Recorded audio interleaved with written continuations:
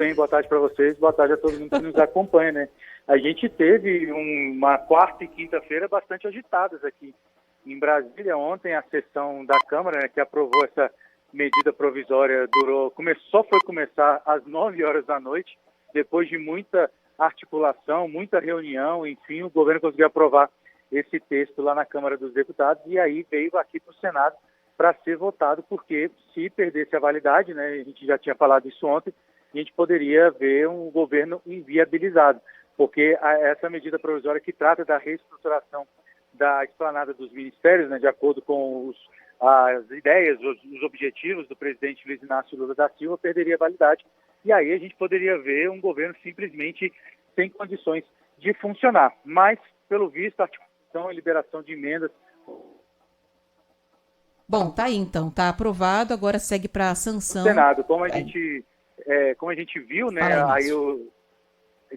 como a gente ouviu aí o presidente Rodrigo Pacheco falando, né, o Rodrigo Pacheco confirmou o resultado, 51-19, né, foi até uma margem até surpreendente de votos a favor dessa proposta, dado a situação do governo na articulação política atual. E agora a gente segue na expectativa para a sanção do presidente Lula. A gente estava até comentando aqui entre os colegas que trabalham aqui no Congresso Nacional que o presidente Lula tem até 15 dias para sanção ou veto desses trechos, né, dessas medidas provisórias que foram aprovadas aqui no Congresso Nacional. Então agora fica na mão do presidente Lula para saber se vai ter algum veto, enfim, como é que vai ser esse texto final, mas o texto foi aprovado aqui no Congresso. Lembrando também, se não fosse aprovada, como eu disse, né, o governo perderia 14 dos atuais ministérios, entre eles, por exemplo, do planejamento e também o da cultura, que foram criados justamente por causa da medida provisória do presidente Lula. Mas ficou claro, pelo menos nesses 2 últimos dias, os problemas de articulação e ainda sem base aliada aqui no Congresso Nacional, formalizada e forte.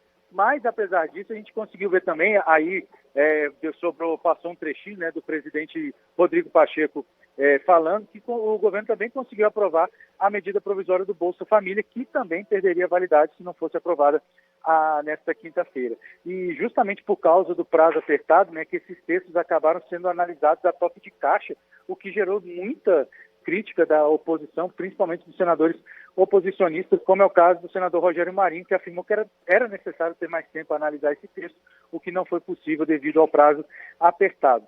Lembrando também que durante a votação, tanto de ontem, né, na Câmara quanto aqui no Senado, a gente teve a recriação da Fundação Nacional da Saúde, a FUNASA, que é justamente a autarquia responsável por políticas sanitárias em municípios de pequeno e médio porte e que chegou a ser extinta pelo presidente Lula, né, durante esse início de governo. Gerou muitas críticas dos servidores, gerou muitas críticas, né, do setor da saúde por causa disso, mas esse destaque, essa sugestão de alteração do texto da medida provisória foi aprovado ontem na Câmara dos Deputados, inclusive de forma...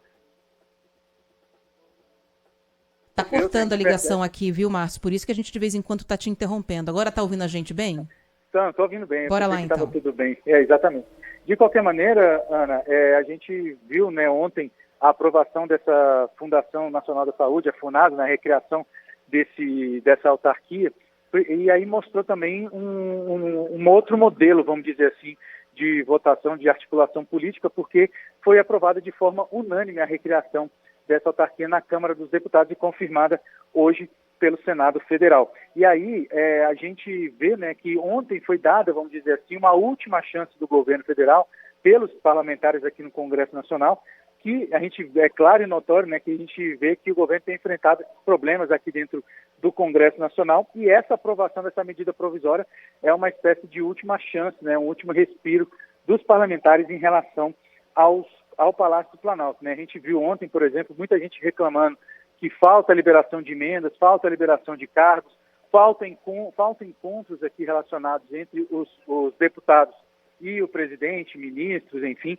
era a reclamação generalizada em relação à articulação política aqui dentro do Congresso Nacional. O que parece que o governo teve mais uma chance, né, para arrumar a casa nesse quesito, e parece que o Congresso aceitou essa última chance. O que a gente vai ter nos próximos dias, a princípio, é uma nova mudança, assim, um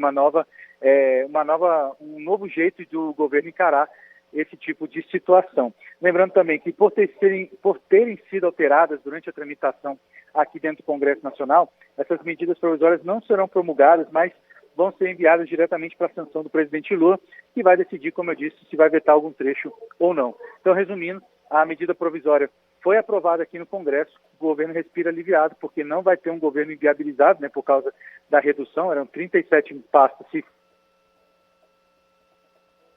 E a gente perdeu, acho que agora em definitivo, o Márcio, mas vou agradecê-lo. Tá resumindo, tá redondo aqui, né? Agora depende do presidente Lula vetar ou não, manter o texto como tá agora. E hoje, tudo hoje, porque amanhã já era. Agradecendo aqui ao Márcio que o sinal dele foi embora. Obrigado a ele. Amanhã, com certeza, a gente vai ter muita novidade em relação a essas questões todas. E até o fim do dia também. Inclusive, a gente vai ter novidade em relação a isso e outras coisas mais que tem que ser votadas. Fala aqui no Bora, né? Aqui no Bora Brasil. Amanhã a gente vai dar as notícias de hoje à noite. Aqui, sem dúvida nenhuma, né? Você tá de brincadeira, né? Tá de sacanagem.